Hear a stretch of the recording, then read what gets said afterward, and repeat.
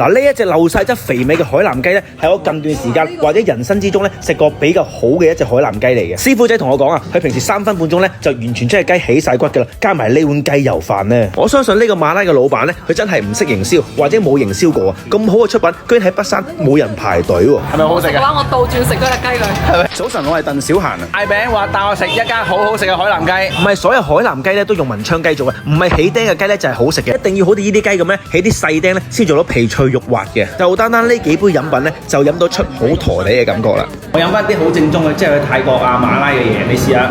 本人覺得啦，雞腳咧就會比個腸咧就好飲少少嘅，但係重點嘅話咧，佢冇剪指甲就要減少少分。呢個係海南雞飯，但我哋叫咗一隻雞喎。食得海南雞咧，點可以唔食雞油飯咧？我哋叫咗呢隻雞咧，就分開2碟上嘅，佢係半隻雞為1碟。泰家 woman 佢都講咗句啊，佢第一次咧喺國內咧食到啲咁好嘅海南雞飯。呢嚿雞真係好少喺北山區食到一間係真係有牌嘅。你看這個過渡，吊打隔離，係啊，吊打雞汁啊，雞種都靚啲。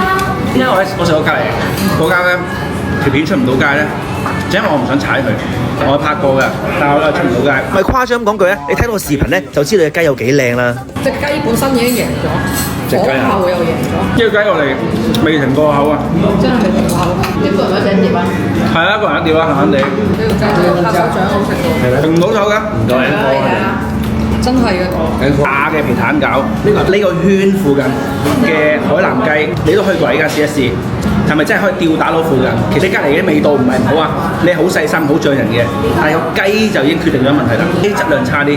間雞油飯咧好食就好食啦，但係我覺得佢辨識度就未夠好高。唔識講大話，講真係真係啲嘢得嘅，即係好似我啱啱我炸皮蛋餃，我覺得唔夠脆我就講唔夠脆。冇錯。飯好香，飯都香過隔離。我試到個雞胸肉先啊，雞胸肉都要有少少灒發出嚟嘅香味，都脆。你隔離食就唔會覺得咁大。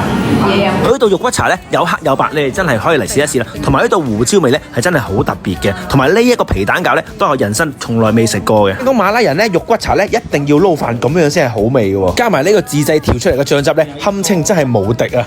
肉骨茶都幾堅，之後肉骨茶嗰個吊打咗廣州好多間，我諗到邊間好過佢添，可能新啊，冇乜缺點嘅。之後如果唔知旺咗會唔會差嘅咧，我真係唔知。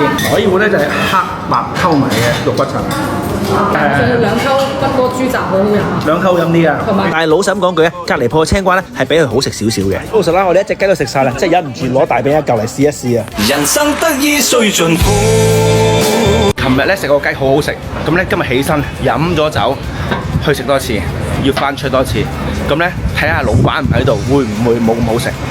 大家有冇發現咧？開雞嘅男仔有一次向左咧，咁我哋一如既往咧，4個人咧都叫咗隻雞食嘅。佢開雞咧真係開得好快，真係完全骨咧都係去晒，而隻雞翼咧骨都可以去埋。老闆咧佢話豬潤咧係新鮮嘅，賣晒就冇啦。我哋前日嚟咧就冇豬潤嘅，今日咧補翻數食埋呢個豬潤。每人咧真係唔講大話嘅，嚟到2間都試一試，睇下依間係咪真係特別好食嘅。俾面點個關注咧！